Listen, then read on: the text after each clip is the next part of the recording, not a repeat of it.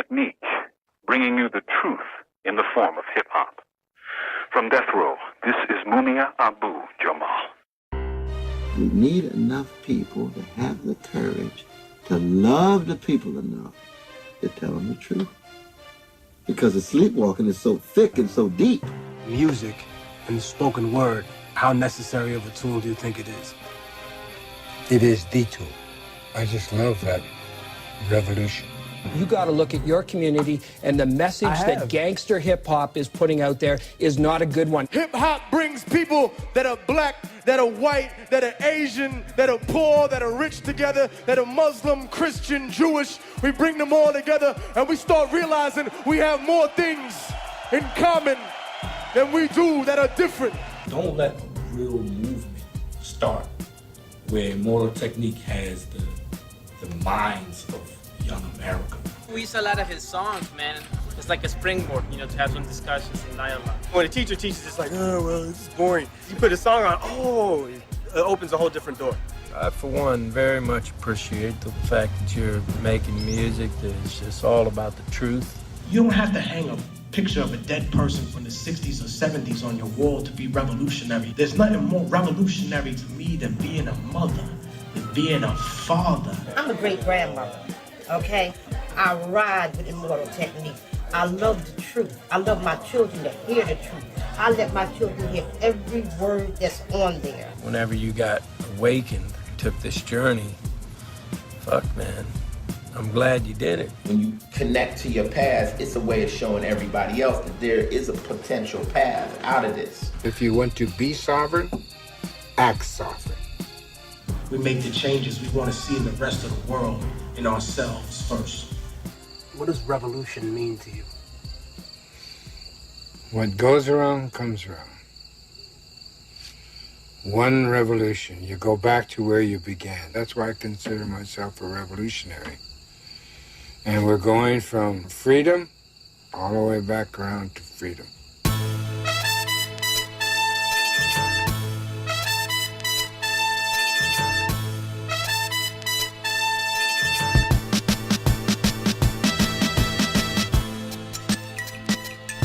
I was born during a rebellion against a rampantly corrupt government. When I was 2.5, we left looking for a better life and settled in Harlem. No era el ambiente más propicio para que se desarrollara nuestro niño como individuo, con un pensamiento crítico, independiente. Tan pronto que pudimos, regresamos a Perú con nuestros hijos para que visitaran no solamente su familia, sino también para que conocieran la realidad del Perú.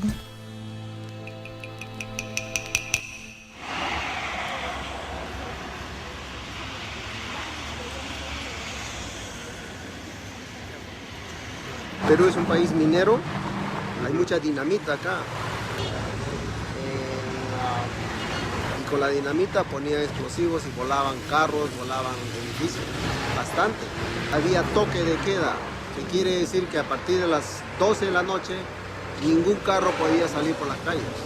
Y te arrestaban si te encontraban. Te arrestaban si te encontraban. Incluso te disparaban y te mataban si te encontraban.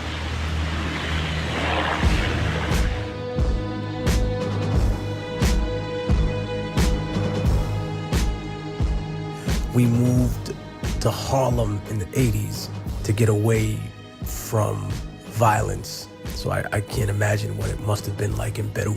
Harlem was crime-ridden. There would be homeless people on the corner, but then there would be people freestyling on the corner, boom boxes full of like 17D batteries blasting every type of music.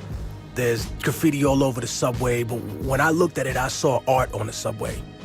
Hip-hop took me by the hand and showed me a world beyond my own. Hip-hop is just a moment, a instant of the black musical tradition, which is rooted at the blues. Now, what is the blues? Ralph Ellison say, the blues is an autobiographical chronicle of personal catastrophe expressed lyrically. So you got catastrophe. Now you see, this is already ironic, because how in America, which is the land of liberty and freedom and equality, you got catastrophe. Slavery, Jim Crow, white supremacy, self-hatred, self-violation, that's the catastrophe. Lyrical expression, lyrical response. Innocence devoured like a chicken spot snack box. Government cocaine cooked into ghetto crack rock. Corrupt cops, false testimony at your arraignment. Check the check, constant struggle to make the payments. Working your whole life wondering where the day went. The subway stays packed like a multicultural slave ship. And I went to a good school. I just had no direction in my life. And I used to get into fights all the time. I mean, I lived in Harlem, you know? You walked home and people wanted to test you. I wasn't thinking about being politically motivated because I really didn't see how that affected us in the long term of how it was. You know what I mean? I didn't realize what the prison industrial complex was. I'm a Harlem nigga that's concerned with the future. And if you're in my way, it'll be an honor to shoot you. I'll brute you with the evil that grows in my people, making them deceitful, cannibalistic and lethal. But I see through the mentality implanted in us, and I educate my fam about who they should trust. Come on. You know what to do, right? New York. Hey, yo. Homicide Harlem.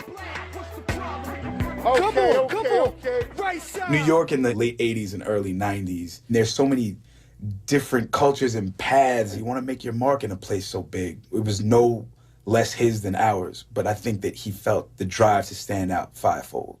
I had this keyboard at my father's house that I used to practice piano on. I was like, you know what, I want to make a music video. I hollered at my boy, Felipe. We put together this whole video called Dream Rhyme. I swear that track request because scenario is dope. When I bust around, none of y'all can cope with the bass. This rhyme is raw, I broke your jaw, and now you're sore. I'm above the law.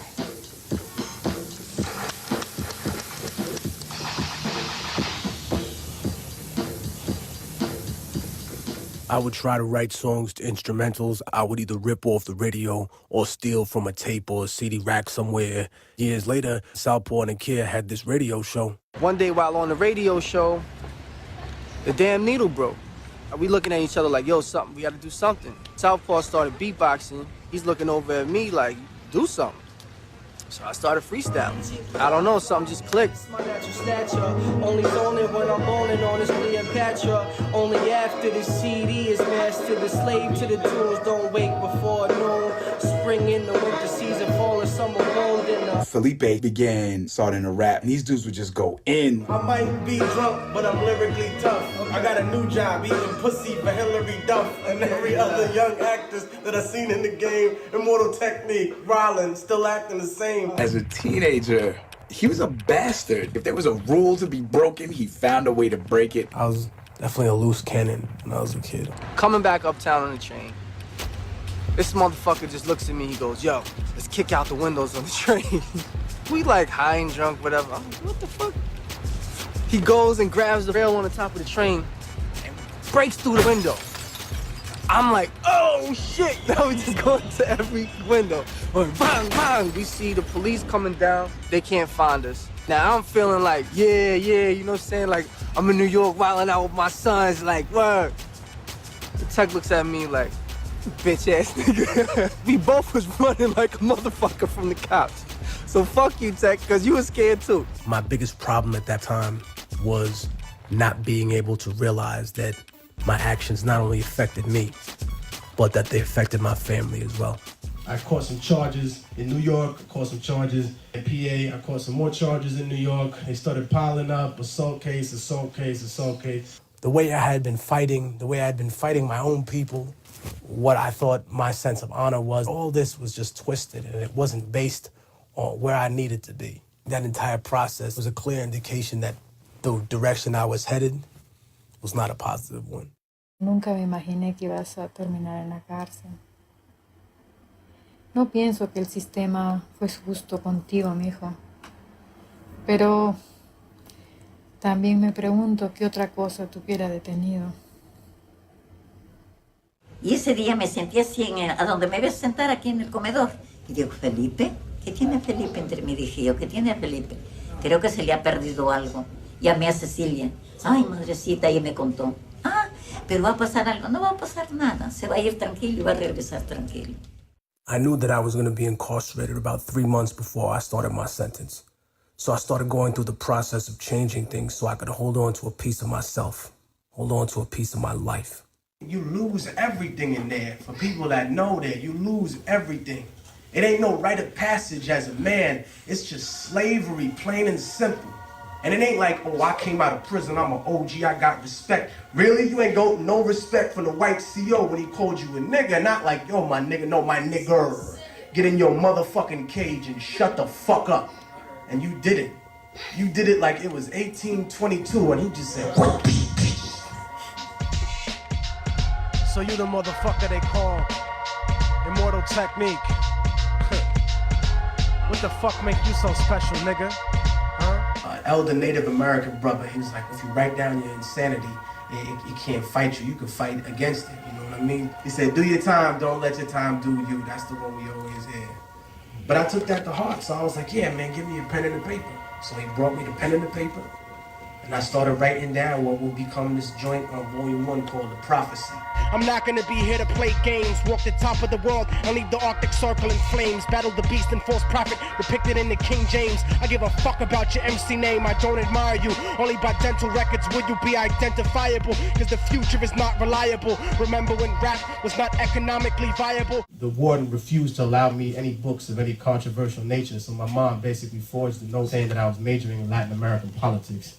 And because of that, they had to give me a certain amount of books that I wanted, so I chose things about the nature of the CIA, the economic downturn of Latin America. Then I started writing more and more rhymes, and everything, it just became more vicious and more animalistic, and it was like, yeah, yo, and I started battling, I started ripping people down, because everyone wanted to flow, and with me, it was nothing but punchlines, so you could dodge around me, you could Mayweather me all day, but as soon as you get one Tyson, boom, it's over. I say one thing about your mother that hits, I say one thing about your status in the prison, I say one thing about you getting pumped on a lunch line, and it's over. 100 years from now, everyone who's living on this planet will be dead. So it's inconsequential, really, all the shit that you talk, all the bullshit that you stand for. It's more important what you're ready to build, what you're ready to pass down to your children, what you're ready to create.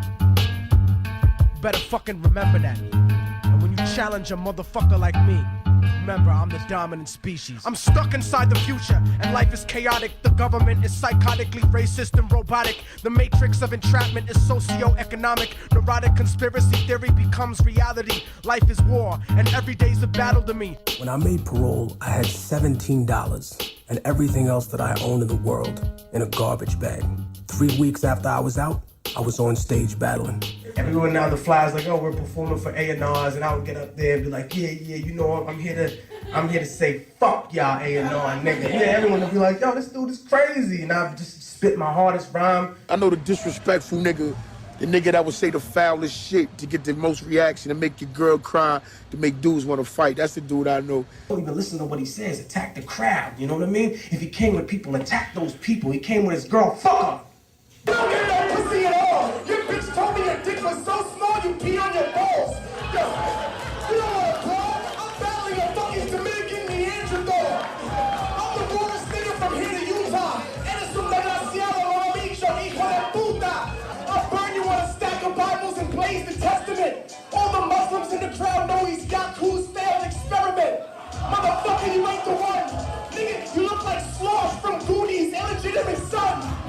The only way you win this battle is if I let you. You look like Captain Crunch's overweight nephew. I'll step through an interdimensional portal back to when you were a fetus. Fuck your mom while she's pregnant and crush your skull with my penis. Yo, Ellie Rock MC's departed. Your breath smells like a fucking donkey farted. Time's up. He spoke with authority to a point where it intimidated the opponent. You know what I mean? Because he's like, not only is this dude killing me, but he's yelling at me, yelling at me with this authority like, yo, easy, man. He wants to really choke me when he says he wants to choke me. He's not just spitting it like that's a clever line. I battle for higher stakes than money. You know what I mean? I'd be like, look, if I win, you gotta take your shoes off and go home without me. If I win, you gotta buy my album. When you watch an MC battling off the top of his head, you don't really see where he's really coming from. It's more or less, you know, snapping. Tech goes back to those battles. He made an impact then, but I really didn't take note of him until I heard that CD. I recorded Volume 1 in pieces at any studio available and raised money working in any job that would hire me. I started selling CDs at battles and in the streets. Toma esto. Hey, with that hip hop.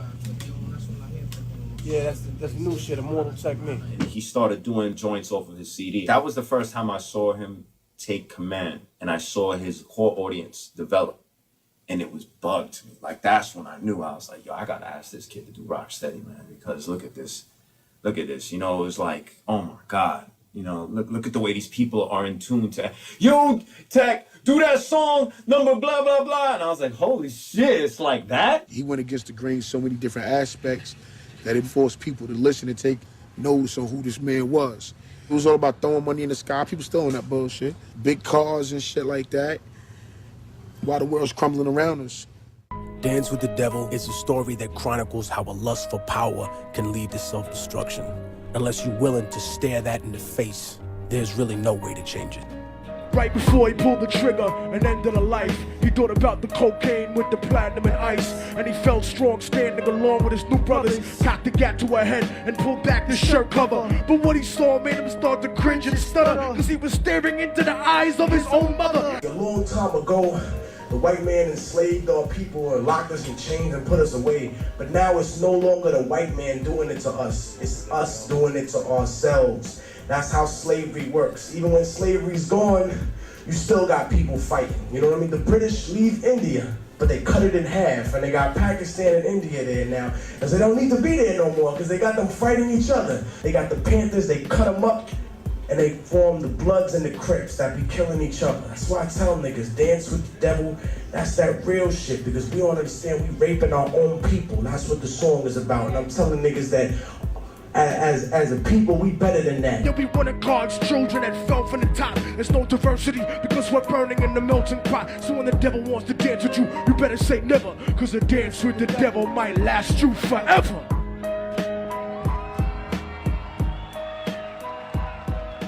The utmost honor that I could give him was to say, here, leap in front of thousands of people and spit your shit, because I think they need to hear you. After seeing him destroy shit in Rocksteady Park, which was ill because they tried to shut down the mics after he was done. Legs had to talk some people into letting the show go on because Immortal caused such an uproar with the corporate sponsors that Legs had there that day. Everybody that he stepped to do records with really didn't get it, man. To me, it's like a no-brainer. If he's in a situation where he couldn't get his vinyl out there, I knew I had to step in and give a helping hand. My situation was, if I'm gonna let you distribute Uncle Howie records, what you think about the records I released means nothing to me. Fuck your opinion. It's about what I think. That allowed me to position Immortal where he had to be. That's what it's all about. That's the point of starting the label. It was a pleasure and a vindication to see how well the record sold. Yeah, nigga. Immortal Technique. Metaphysics. The reality of the situation is this, and I'm gonna be 100% frank with y'all. The record label does a lot of things for people. It buys them beats, it buys them studio time, it pays for cars, it buys them video spots, it buys them radio play. Let's keep it real. It buys them women, it buys them coke, it buys them weed, it buys them cars, it buys them chains, it buys them watches. And sometimes they even pay for other people to write the verses for you. So all you really did was go in there in the booth and spit a verse that somebody else wrote for you, somebody else designed for you, and you expect to get paid a lot for that? Get the fuck out of here, yo. If you gonna act like a puppet, then don't be mad when somebody put their fucking hand up your ass. I don't have that problem, because I'm nobody's puppet. I control me. Here's a quotable for every single record exec. Get your fucking hands out my pocket, nigga, like Malcolm X. Hypothetically, yeah. So if the industry turned around now and said, we'll give you $1 billion. Stop. If you go platinum, it's got nothing to do with luck. It just means that 1 million people are stupid as fuck. Stuck in the underground, a general, it rose to the limit. Without distribution managers, a dealer with gimmicks. Because they're never gonna do that. Never, never, never. You might as well ask God to rain Skittles like in the commercial. That shit ain't never gonna happen. A&Rs tried jerking me, thinking they call shots. Offered me a deal and a blanket full of smallpox. You're all getting shot, you little fucking treacherous bitches. If you are trying to make records for the radio, then you're gonna make that bullshit. It's just as simple as that. You're not gonna say what needs to be said. You're not gonna say really what you feel. Like Chuck D says, I don't rhyme for the sake of riddling. There's a reason a nigga picks his pen up. Take it right back from the place we started with Mojo's verse, right after a kid, and I'll run it from there. Yeah, nigga.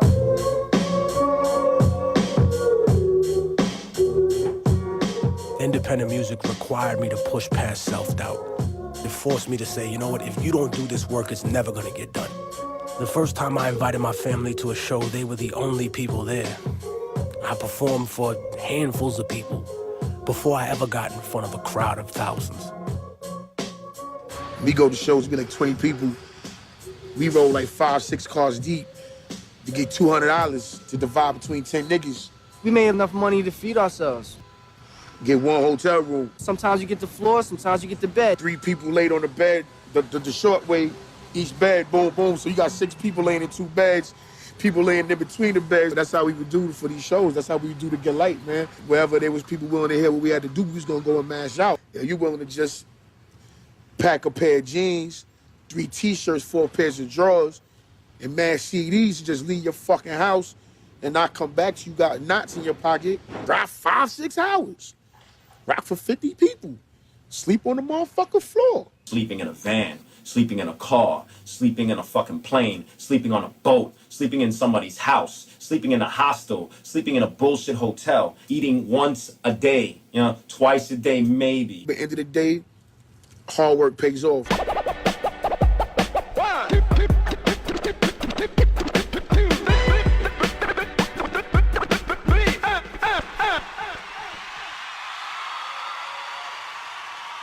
Go back to that hunger. If you ain't hungry, dude, get the fuck up out of here. We come from the school of a KRS-One, where he's the type of motherfucker that would get up on stage anywhere and destroy the fucking building. Why don't y'all tell us what we can expect from the show tonight, man? Brutality. Brutality, man.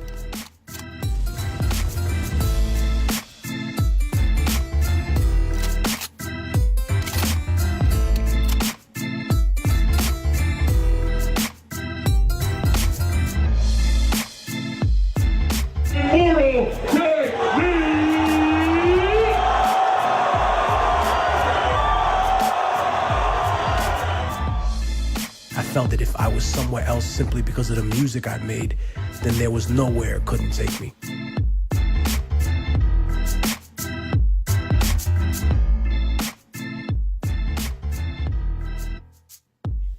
They showed our people as if we were just stargazing at night in these stone temples. We were not stargazing, we were calculating planet alignment. And we decided to figure out methods of irrigation. We were prophesizing the mood of the earth in the future to see where our plants would grow best, where we could feed our families best. What they see when they look at this farm is, oh, there are a bunch of Mexicans with plants growing in the hood. Blah, blah, blah. What we see is a cultural landscape. We see an indigenous population, and we see families that don't grow plants, they grow life. They grow sustenance, they grow a future here. When I heard about this place, I said, you know what, I have to come down here and see the farm myself. I knew that I had a loyal fan base in the area, and that if I alerted them to this, they would be the type of people that would follow this, because that's the difference between having supporters and having fans. Having fans means that they just like whatever's on Top 40 radio. Supporters will support the movement with or without a person like me there. If I'm gone tomorrow, there will be somebody else. Maybe one of you here. Remember, the most important thing you can learn from school is how to learn whatever you want to know in life. Any one of you motherfuckers could be 10 times more revolutionary than me. One of you needs to step the fuck up. One of you strong sisters. Women aren't just beautiful, they strong, they intelligent, they powerful. Women gave birth to revolution, motherfucker. Estaban más en educación. Y nos importaba más que tú llegaras a lograr a hacer algo más para que el mundo fuera un mundo más justo. Y creo que siempre has logrado hacer impacto por donde has ido. I can't bend the bars to release somebody from prison. One of y'all go to school, become a lawyer. You can help somebody get the fuck out of jail. I could write a beautiful song about somebody's death and write them the poem after they die. If you become a doctor, you can save their motherfucking life. I want everybody to put your motherfucking fist in the air. I want everybody to do me a big favor because you don't need to prove nothing to me. Everybody turn around and face the other way. Face to the world, for our people need this. Repeat after me. Viva la revolución! Viva la revolución! Viva la revolución! Most of my Latino and black people who are struggling to get food, clothes, and shelter in the hood are so concerned with that philosophizing about freedom and socialist democracy is usually, unfortunately, beyond their rationale. They don't realize that America can't exist without separating them from their identity. Because if we had some sense of who we really are, there's no way in hell we'd allow this country to push its genocidal consensus on our homelands. Latino America is a huge colony of countries whose presidents are cowards in the face of economic imperialism. You see, third world countries are rich places, abundant in resources, and many of these countries have the capacity to feed their starving people and the children we always see digging for food and trash on commercials. But plutocracies, in other words, a government run by the rich, such as this one, and traditionally oppressive European states, force the third world into buying overpriced, unnecessary goods while exporting huge portions of their natural resources.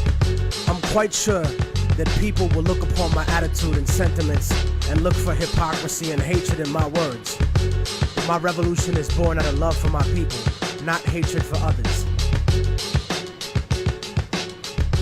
And black and Latino people were colonized by racism. The idea that we were less than white people as human beings. We were colonized by religion. We were told that this white Jesus was greater than our God. You know, we had lovely people that are called missionaries. They go around the world and tell us, your savage God is nothing. And then we were colonized by a relationship with our women, because in most indigenous societies and African societies, they manage money. They managed the household. They managed the income and the economy.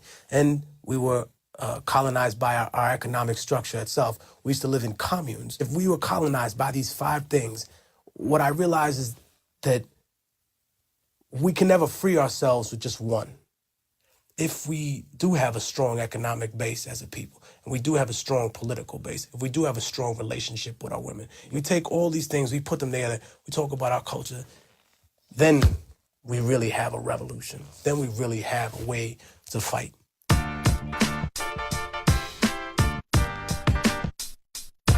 I never make songs to disrespect women or to judge people about the way that they living, but the way I am is based on the life I was given. Like them white boys losing my religion. I used to be a Christian and a political pawn. The Bible is right and all your native culture is wrong. Next thing you know, you telling me about making a song. Come in the studio and tell me that I'm making it wrong. Pissed off cause reality is making it strong. You can't love folk and see them treated unfairly and not be full of anger. It's like loving your mama. Somebody talking about her, try to violate her, we're going to get very angry, goddamn. You see what I mean? And we ought to be. But if you don't have the love, you ain't going to have the anger.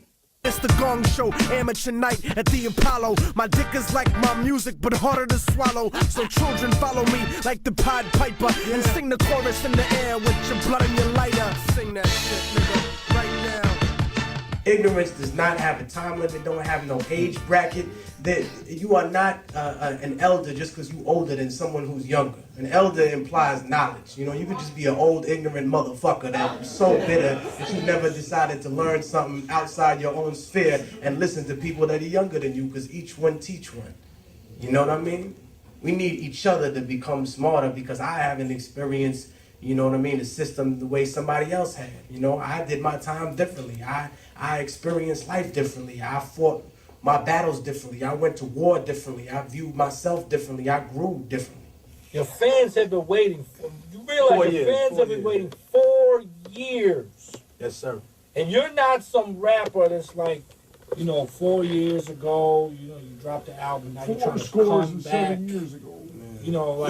You tour. Like, tell them, what I'm saying? Like, what's your touring like? I probably toured on the average, maybe like 100, 150 days a year, try to stay on the road like that. Traveling is what really puts it in you, man. Once you start to travel and you start to see the world, you just grow. You just grow. I used to take gangbangers from LA across the country, you know, around the world. They come back home totally different. Used to run around getting my fight in the streets on. Back in the day, before Harlem had a green zone. What good is a good education with no direction? Like the right to vote with no one to vote for in an election. Before we start the show, I got a special message for the president of Denmark.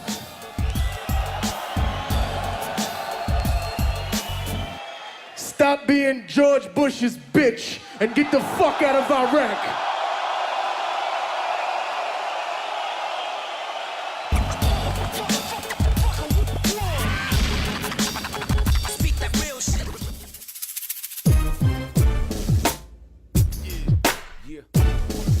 El espíritu de hip hop está vivo en Madrid esta noche. Vivo por todo el mundo.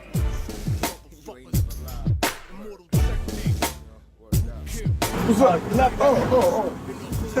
Drinking champions. Thank you, sir. Good luck with it, guys. Thank you. Why you left that Henny on the plane, man? You wildin', man.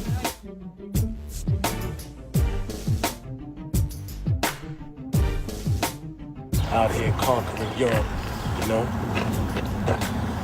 Like the Moors.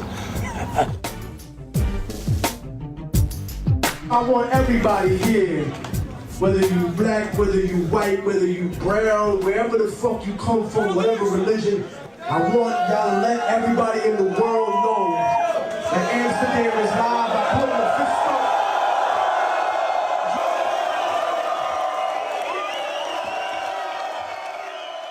When I first started going to Amsterdam, London, it dawned on me, wow, I'm in a foreign country just because people have been able to download my music and they feel a certain sense of identification with what I'm talking about. There's something very humbling about that.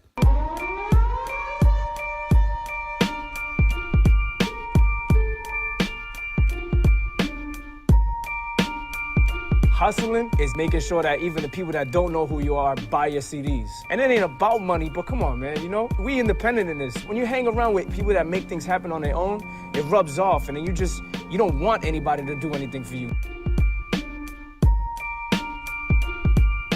We was talking one day at the studio. You get a pretty penny for your performances. You know what I'm saying? You're not one of these dudes that wears your wealth. And I was like, what you doing with your money, dog? I bought a farm in South America. Long ways from Harlem, huh?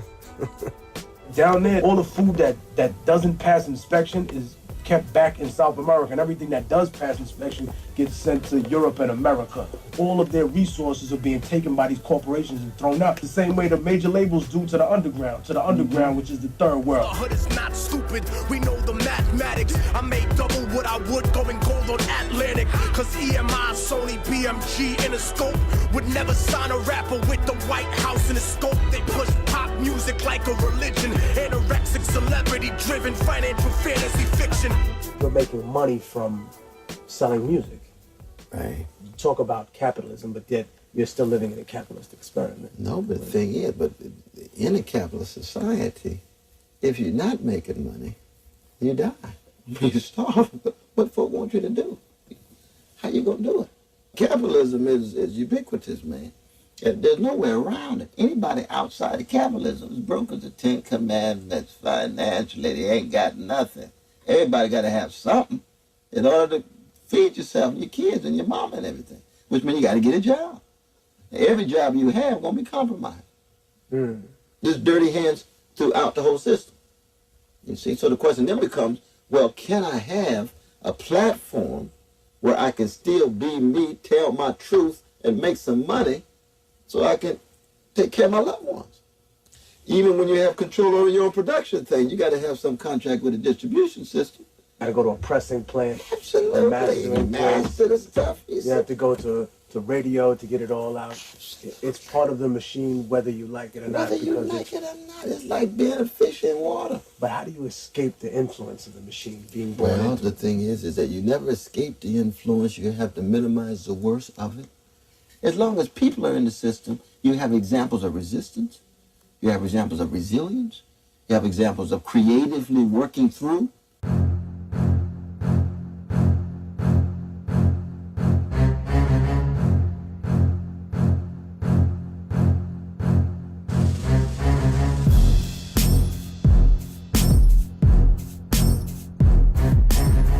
Yo he visto que la cultura de hip hop está creciendo acá. Rap en español está creciendo por todo el mundo. Hip hop en Estados Unidos no es que está muerto, es que vive en una ocupación. Y hay una fuerza guerrillera underground que no quiere conformar a un sistema que ellos quieren que nosotros hablamos de. Y sin independencia económica no tienes independencia política. Ha sido un honor estar aquí con ustedes. Acuérdate, mira, no me importa una mierda si roba la música mía por el internet. Róbatelo, carajo. La música debe ser libre. Grita para el cielo si tienes amor para la cultura de hip hop acá en Colombia. I'm very proud of the brother for being able to find something in life that allows him to be a wild motherfucker, but also be productive.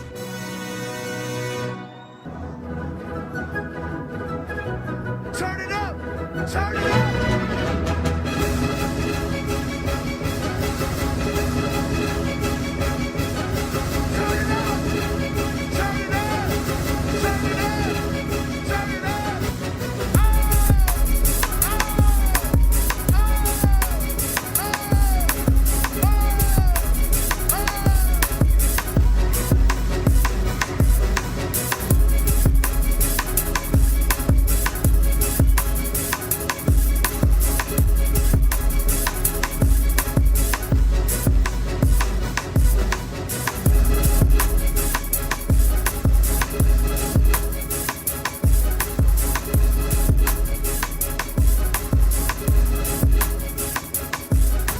Please make some noise for the one and only Peruvian Inca, Immortal Technique! How could this be the land of the free, home of the brave, indigenous Holocaust, and the home of the slaves? Corporate America dancing offbeat to the rhythm. You really think this country never sponsored terrorism? Human rights violations, we continue the saga. El Salvador and the Contras in Nicaragua. And on top of that, they still want to take us to prison just because we won't trade our humanity for patriotism. Make some noise, gathering.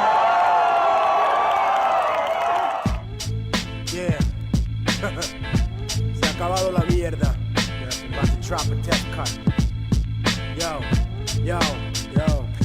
Immortal Technique disintegrates mics when I spit. I cause more casualties than sunken slave ships. Full to capacity, I bring tragedy to rap without my man Gaddafi. The government took Nazi scientists from Germany to design nuclear rockets and ways of observing me. Cause their pathetic attempts didn't work to murder me. When this country was conceived, these bastards never heard of me. But now I hold the souls of slave masters eternally. I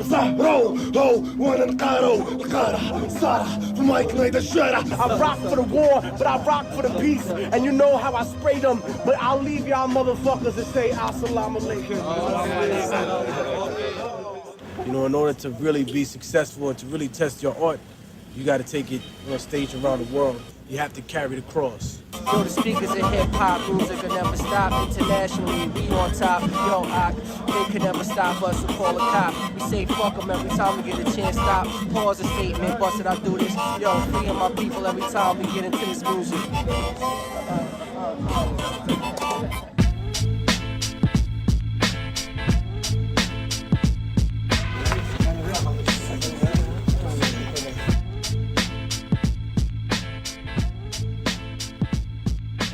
Tell them we came here to perform at the Boulevard Festival, but we wanted to see what the real Morocco was like. Ask them if they listen to hip hop out here. Hip hop is universal. Me and the squadron of hardcore Moroccans make sick shit in the lab like biochemical toxins.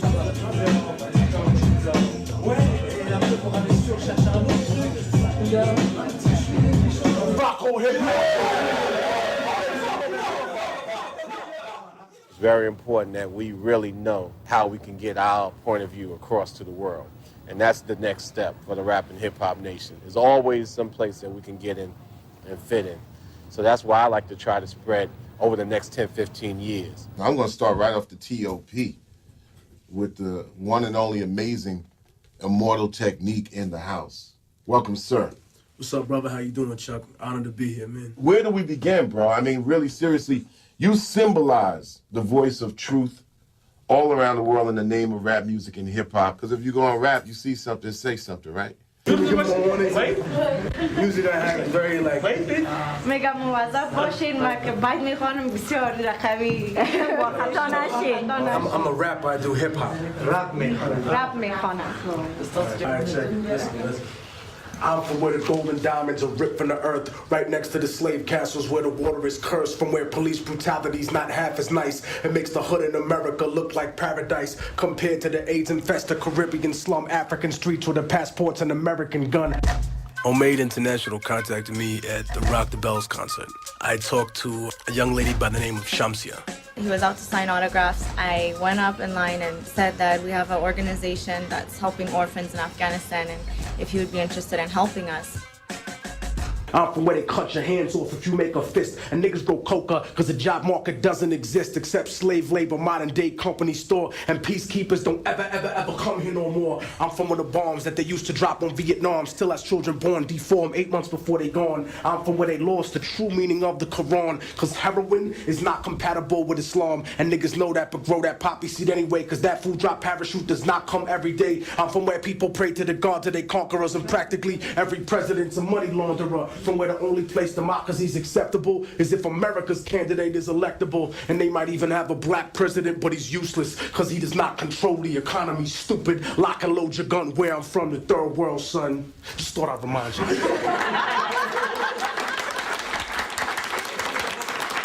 Tell them putting your fist up is a sign of freedom in America, freedom against oppression. گفته سرتت که بلند کنی مانایش هست که ای آزادی آزاد هستین آزاد هستین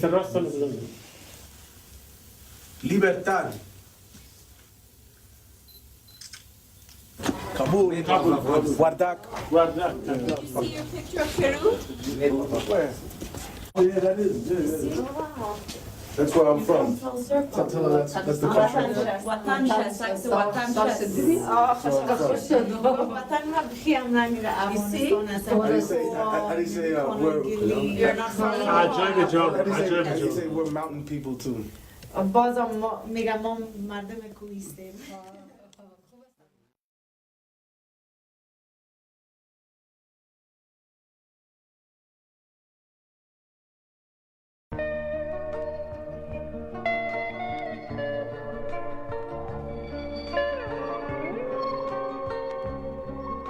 The so-called third world countries might all speak different languages, but our struggles are very much the same.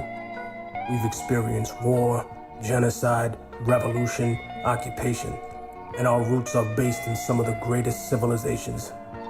Our stories of colonization sound so similar that sometimes they even make the streets look the same.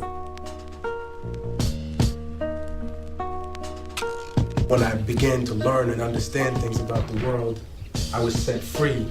The more they learn and the more they read, they can set themselves free rather than relying on someone else to come set them free.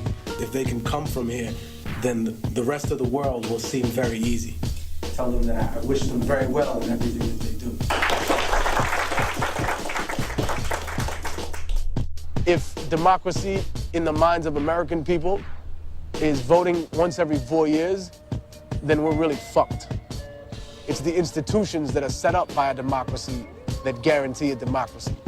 Media censorship, blocking out the video screens. A continent of oil kingdoms bought for a bargain. Democracy is just a word when the people are starving. The average citizen made to be blind to the reason. A desert full of genocide where the bodies are freezing and the world doesn't believe that you're fighting for freedom. Cause you fucked the Middle East and gave birth to a demon. It's open season with the CIA bugging my crib, trapped in the ghetto region like a Palestinian kid, where nobody gives a fuck whether you die or you live. A good friend of mine burned me a copy of Revolutionary Volume 2. On the CD, he wrote, listen to track number 10. And track number 10 was the fourth branch. So I got in my car and I put that track on. And I was so affected by that song that I kept driving around my neighborhood for probably like another half hour, just like listening to it over and over again. When I first met Shamsia and the people of Omeid International, I saw how committed they were. That's what eventually led to the creation of the Amin Institute.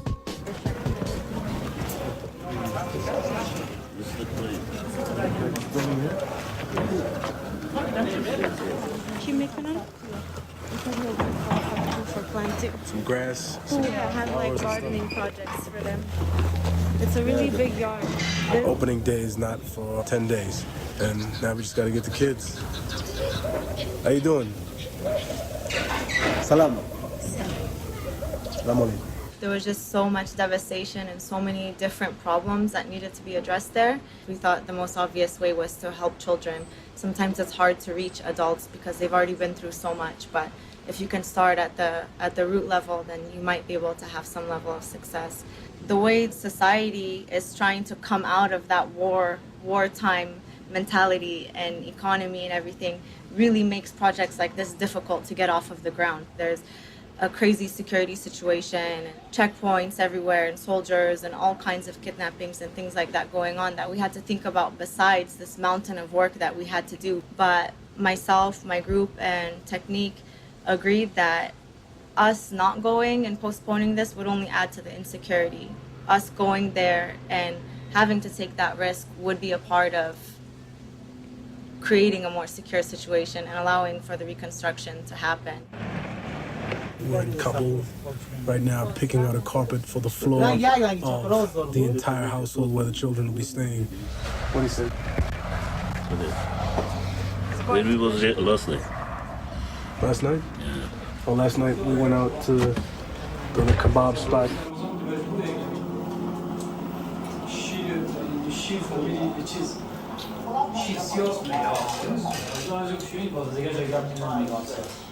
Then I went to a little bazaar, and then underground in the area. It's not good, it's not safe. I'm worried about the safety. I lost about two friends. Two friends? They find you over there, they look, come and find you where to live. Nighttime come and pick you up, nobody will. Right. Please. People follow people around here a lot? Oh yeah. Yeah. Especially if they know you're America, forget it.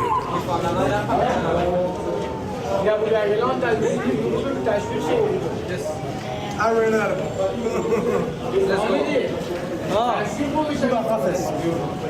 Really dangerous. Do you think anybody goes to Jalalabad? It's not easy. I know. Find your friend. If anybody take over there, give him 10,000. Oh, really?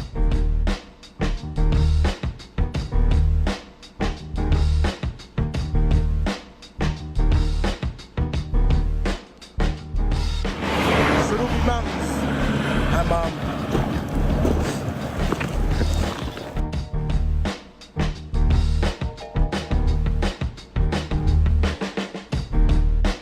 Bin Laden's old hiding ground, right there. You'll see that there is a house that's intact, and then next to it is a house that is only half a house. We've attracted a lot of local attention. We're on the move.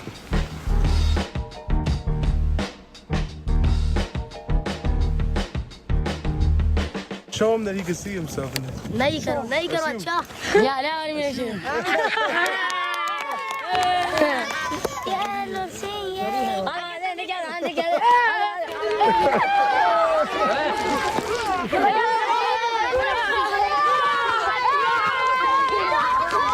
Boys will be boys no matter what country you're in.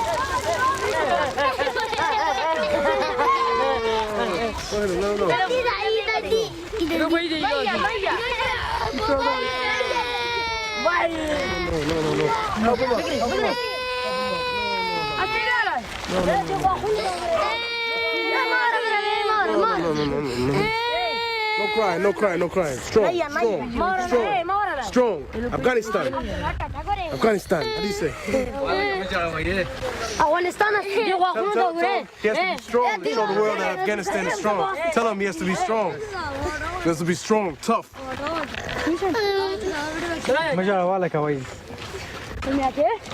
Tell him, hold on. See if I have something. Here, give you this. Metro card.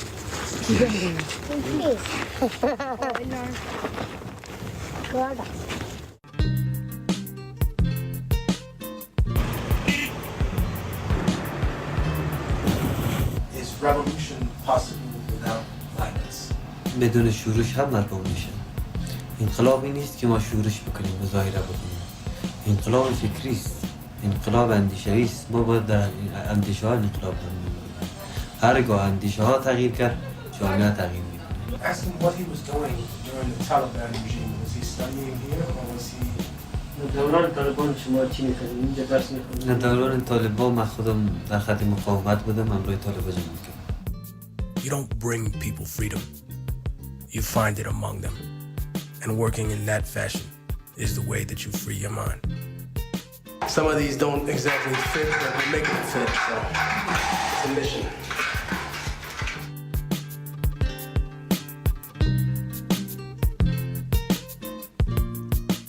You can smell it in the air. You can see it in the people's eyes. They know the price of revolution. In 1,000 years, we're going to be judged based upon what we partook in here. Not the United States of America, but us as a species.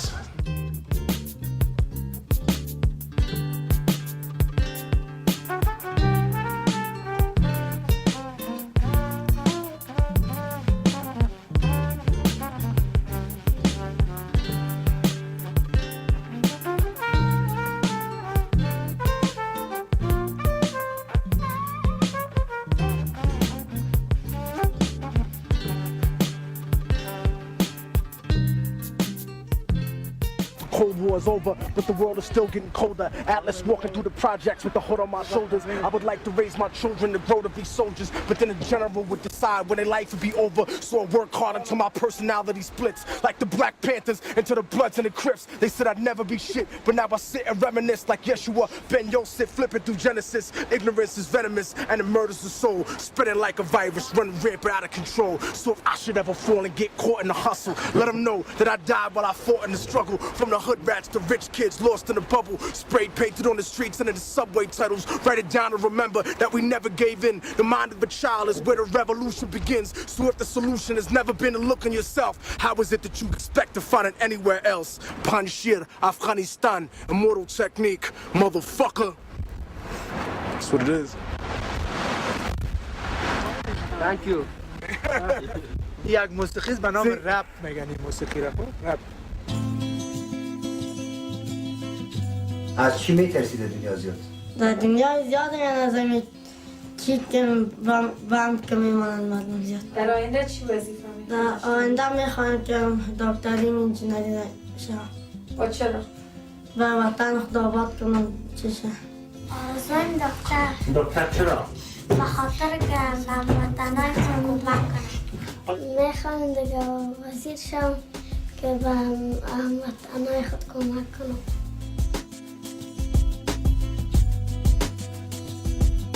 Let's see what this kid's doing. All right, everybody, let's do it. Let's do it. You ready? You two. Ready? 1, 2, 3. 1, 2, 3, 4, 5, 6, 7, 8.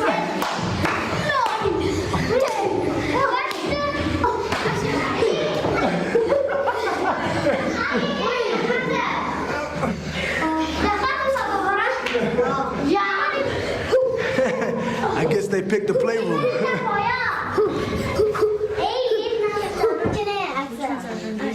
Underground hip hop money. No corporate sponsors here. Oh yeah?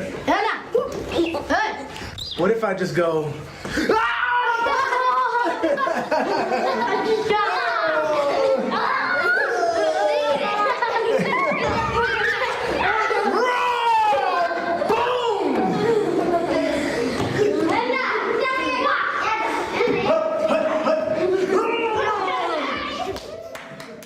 I want to bring someone on stage who has been a personal inspiration to me, my good friend Shamsiel from Old Maid International. We were in Afghanistan together, and we saw a group of young girls walking by, and they were on their way to school. And I remember she said, you know what, that's a revolutionary sight. During the reign of the Taliban, they wouldn't have been allowed to go to school, which does more for anything than spending billions of dollars to bomb people into fucking oblivion when we don't even understand their culture. I appreciate each and every one of you that has come here tonight. People's lives have been saved.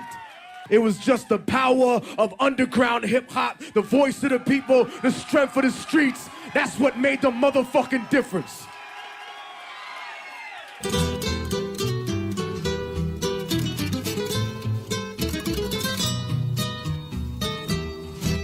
Espérame, mi bien, porque me ausento. Mi nombre Fredesvinda Jiménez Blanco. Nací en el año 1914. Nací aquí en esta casa. Esta casa tiene 100 años. Tenía mi mamá comercio, vendía de todo. Arroz, azúcar, todo era una pulpería que tenían acá. It's okay. Very good.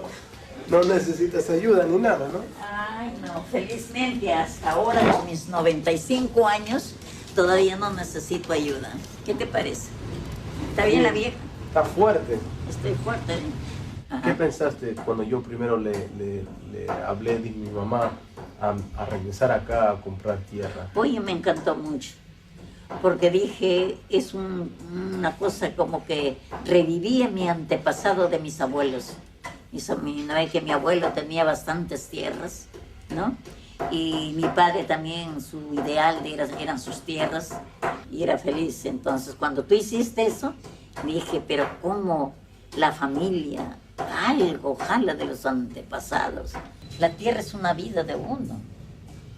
Es una cosa que uno quiere a su tierra, su suelo. It inspires me to think about an actual future. When there was a time when I didn't know if I had a future. It reminds me of how far I've come and how far I need to go.